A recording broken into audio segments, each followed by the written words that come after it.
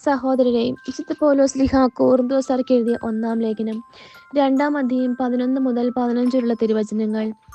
മനുഷ്യന്റെ അന്തർഗതങ്ങൾ അവന്റെ ആത്മാവല്ലാതെ മറ്റാരാണ് അറിയുക?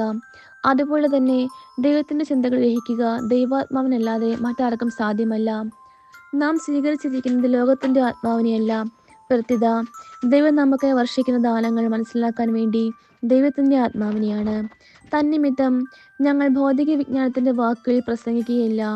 ആത്മാവ് ഞങ്ങളെ പഠിപ്പിച്ചതനുസരിച്ച് ആത്മാവിന്റെ ദാനങ്ങൾ പ്രാപിച്ചവർക്ക് വേണ്ടി ആത്മീയ സത്യങ്ങൾ വ്യാഖ്യാനിക്കുകയാണ് ചെയ്യുന്നത്.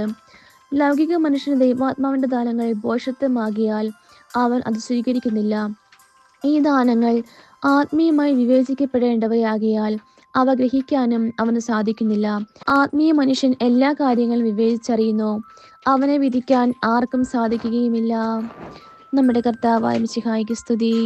സഹോദരരെ, വിശുദ്ധ ലൂക്ക എഴുതിയ സുവിശേഷം 12-ാം അധ്യായം 35 മുതൽ 40 വരെയുള്ള തിരുവചനങ്ങൾ. നിങ്ങൾ അരമുറിക്കുകയും വിളക്ക് കത്തിച്ചും ഇരിക്കുവിൻ.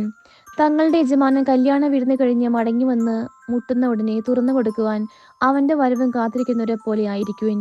യജമാനൻ വരുമ്പോൾ ഉണർന്നിരിക്കുന്നവരെ കാണുന്ന ഭൃത്യന്മാർ ഭാഗ്യവാന്മാർ. സത്യമായി നിങ്ങളോട് പറയുന്നു, അവൻ അരമുറുക്കി അവരെ ഭക്ഷണത്തിലിരുത്തുകയും അടുത്തു ചെന്ന് അവരെ പരിചരിക്കുകയും ചെയ്യും. അവൻ രാത്രിയുടെ 2-ാം യാമത്തിലോ 3-ാം യാമത്തിലോ വന്നാലും അവരെ ഒരുക്കമുള്ളതായി കണ്ടാൽ ആ ഭൃത്യന്മാർ ഭാഗ്യവാന്മാർ. ഇതറിഞ്ഞുകൊള്ളുവൻ, കള്ളൻ ഏത് മണിക്കൂറിൽ വരുമെന്ന് ഗൃഹനാഥൻ അറിഞ്ഞിരുന്നുവെങ്കിൽ തൻ്റെ വീട് കുത്തിത്തുറക്കാൻ അനുവദിക്കുമായിരുന്നില്ല. നിങ്ങളും ഒരുങ്ങിയിരിക്കുവിൻ, എന്തെന്നാൽ പ്രതീക്ഷിക്കാത്ത മണിക്കൂറിലാണ് മനുഷ്യപുത്രൻ വരുന്നത്. നമ്മുടെ കർത്താവായ മിശിഹായ്ക്ക് സ്തുതി.